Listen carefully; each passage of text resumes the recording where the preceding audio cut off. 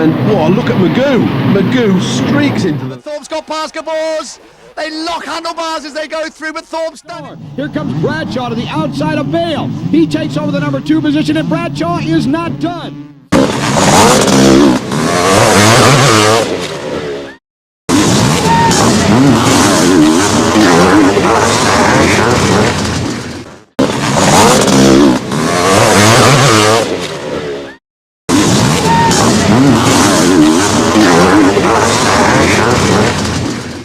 Rick Johnson is now sidelined with a fractured wrist suffered in Gainesville, Florida.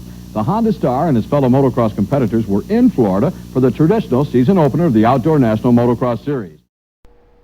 So based on that news, with Rick Johnson's injury, it seemed like his main rival, Jeff Ward, would coast to an easy win of his third 250 outdoor MX title and his second in a row, as he would be defending his 1988 title. Nobody thought that he really had a challenger outside of Rick Johnson, and that rivalry was at its peak at the time, being one of the main rivalries in the late 80s, or the main rivalry in the late 80s. So being as how Jeff Ward was injured in the beginning of the Supercross season, Ricky Johnson went on a tear and ripped off 5 straight wins at the beginning of the Supercross season. People thought now that Ricky Johnson's injured, Jeff Ward would easily do the same thing in the outdoor series, but nobody planned on Jeff Stanton being as good as he was in the outdoor series, and he definitely made his mark. This was definitely the initiation of the legacy of 6-time, as he would turn everybody's heads beginning in Gainesville. Other outliers that had a possibility of winning a moto here or there would be obviously Ronnie Lachine, as he was always in the top 5 on any given day, anytime he lined up at the starting gate, based on talent alone. Even though he hated conditioning off the bike, the supernatural talent of this guy made him a threat anytime he was on a track. Another outlier was also Johnny O'Mara, who was now riding Suzuki's and was fully healed from an array of injuries that started in 1987. And he had shown a little bit of that sneakiness of how good he was at the beginning of the first 5-6 rounds of Supercross. But that being said, nobody expected to happen what did happen at Gainesville at the beginning of the 250 outdoor season. Probably be the most important scenario this year in motocross. Rick Johnson getting attention from a paramedic after a practice crash. The diagnosis was a fractured wrist. Surgery was performed in Florida to insert a pin in his wrist. The Honda star will reportedly be out of action for up to 6 months.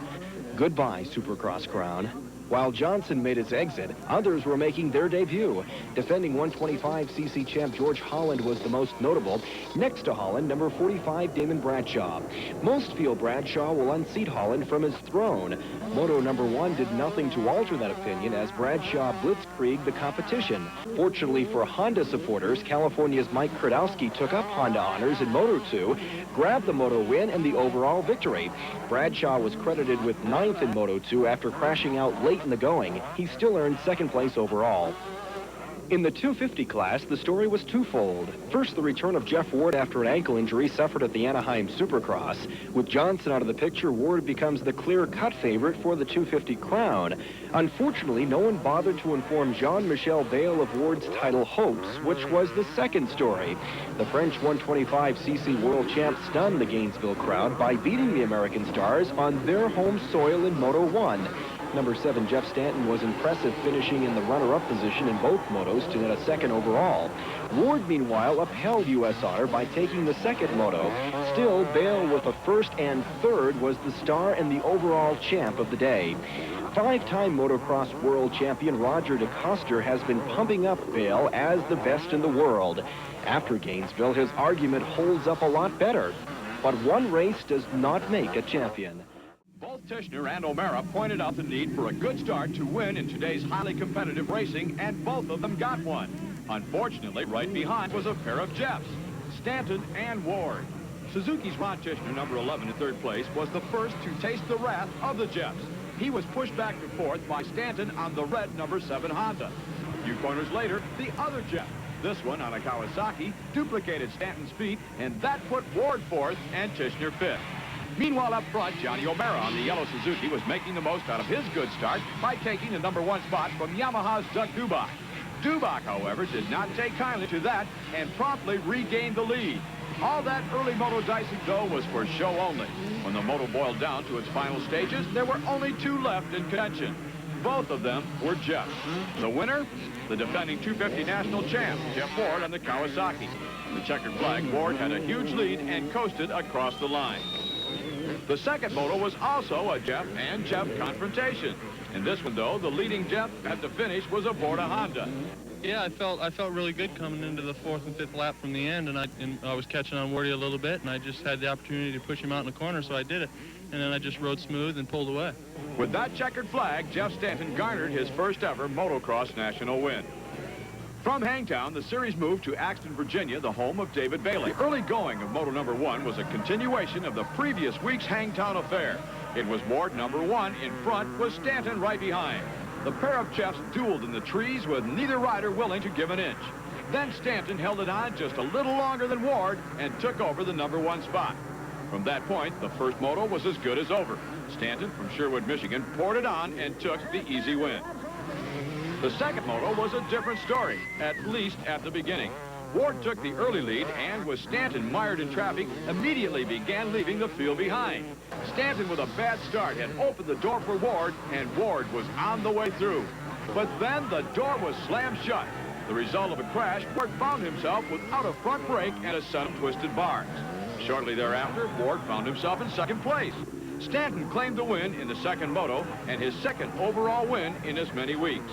When Stanton signed with Honda, no one predicted his sudden rise to stardom, not even Jeff. Well, I didn't expect it. I was hoping it. I switched from Yamaha to Honda, and the new bikes fit me real well.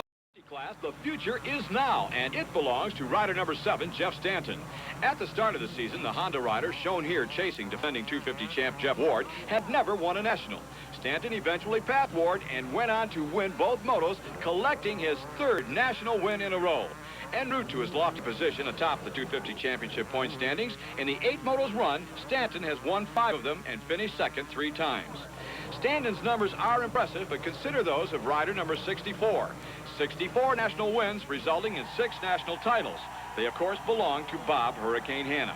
Hanna came from out of the pack to finish 3rd in the first moto. His efforts, though, were in vain as the Suzuki star crashed hard in moto #2. To the relief of everyone, Hanna sustained no serious injuries. He was, however, too sore to continue. A capacity crowd on hand for round 5 more than got their money's worth. Let's start with the opening lap of the 250 class. Ron Lechien is the leader, followed by Jeff Ward. Watch the upcoming Ward miscue. None of the riders were seriously injured, and Ward, in fact, went on to finish 12th. Meanwhile, Lechien #4 was being hounded by Jeff Stanton. Lechien tried as hard as he could to hold Stanton in check, but no dice. On the backside of the track, Stanton made the pass and held on for the win.